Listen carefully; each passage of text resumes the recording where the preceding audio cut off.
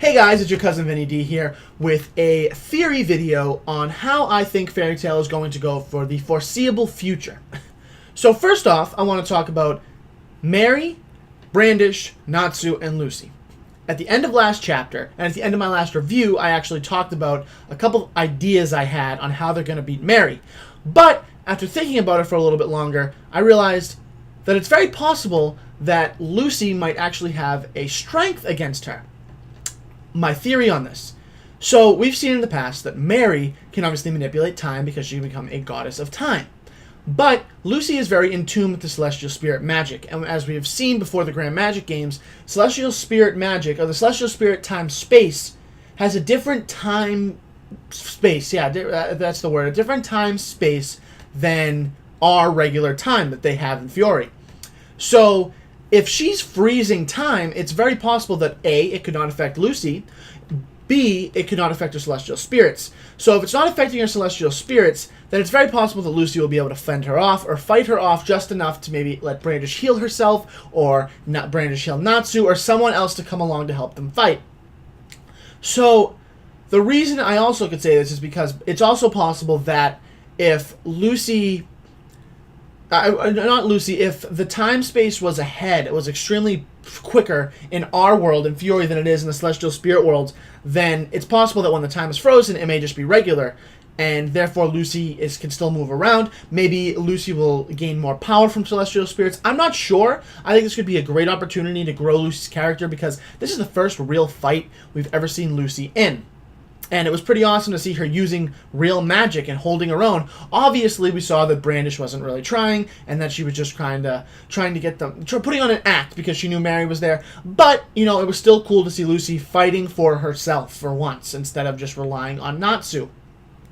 The next part that I can see happening is after Mary is defeated. Now, I can see that Lucy getting very, very hurt. Now, this is not the most likely thing, but it could make sense, and it's very possible.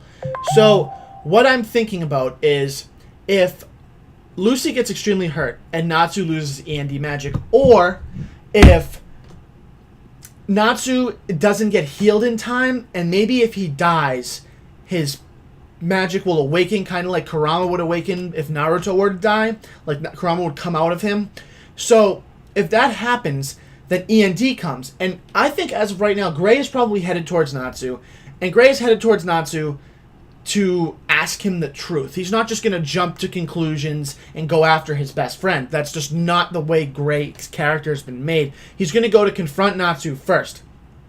So he's obviously going to see Natsu with this E&D power. He's going to feel the curse power, and he's going to immediately see that and jump to conclusions and not jump to anything, and not think about rational decisions on maybe Natsu didn't know, because obviously, if you see, hey, look, he was just away from me, he's away from everyone, and now he's using that power and destroying one of the Spriggen 12, then I'm going to have to go after him.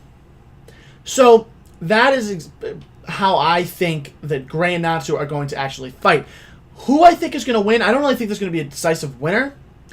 I actually see it more as they're going to draw, or maybe while they're fighting, they'll be talking, and it'll just kind of like a Batman versus Superman kind of thing, where they come to the conclusion that Gray realizes that Natsu, or I'm sorry, not Batman versus Superman, because that was dumb, but Meliodas and Bond thing, where Meliodas doesn't really want to fight Bond at all. He understands where Bond's coming from, and that's why he's fighting him, but at the same time, Natsu is going to learn where Gray is coming from, and understands why Gray wants to kill him. And I could even see Natsu saying the same thing Meliodas said to Bond. You can kill me, but you can't kill me right now. There's still something I need to do.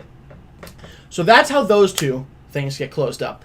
I'm going to talk about two more things, and that is August and Elaine. I'm sorry, my phone keeps going off. August and Elaine.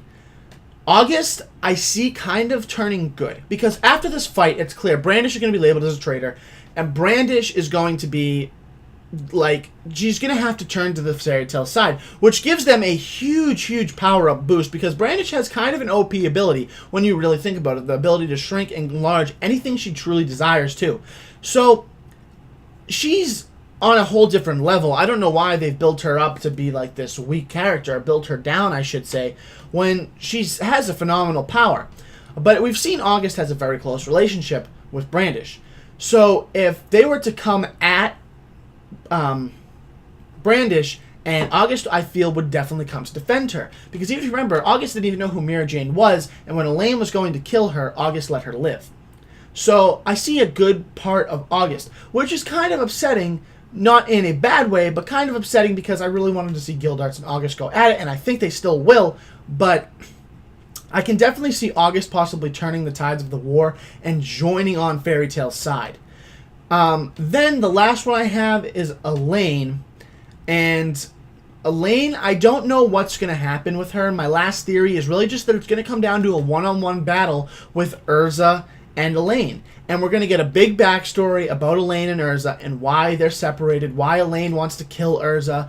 Maybe there's a man involved, maybe there's this, like some sort of reason why Elaine's life is the way she is. Her hand was like a dragon, if you remember that, so it's possible that maybe Elaine's like this actually gross figure and she's just using some sort of magic to make herself look beautiful. So it could all be Urza's fault, and that's why Elaine wants to kill her, but at the same time, nothing is stronger than a motherly's love, and so I really don't see that fight coming to a close with Urza killing her or Elaine killing Urza. We all know that's never going to happen, but if they do go at it, and I'm wrong, and that happens, so one of them dies, Urza's going to need a major power-up, because one, she's hurt. Two, she struggled against a weaker Spriggen, and she's about to fight against Elaine.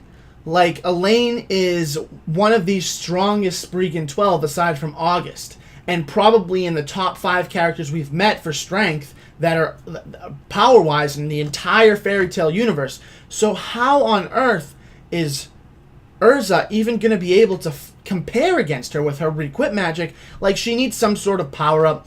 Honestly, all the Fairytail wizards need some sort of power-up except Natsu and Gray at this point, just because I can see Gray is on a whole different pissed-off level, and I can see that Natsu has this END ability, and he's got plot armor. So, with that said, those are my theories. I know that some of them are a little bit confusing, but I think I kind of can piece together what's going to happen. If you guys liked anything I had to say, if you could like and subscribe to my channel and like this video, not like to my channel, and follow me on Twitter and Instagram, that'd be great. I hope to see you guys for my weekly reviews, and have a great day.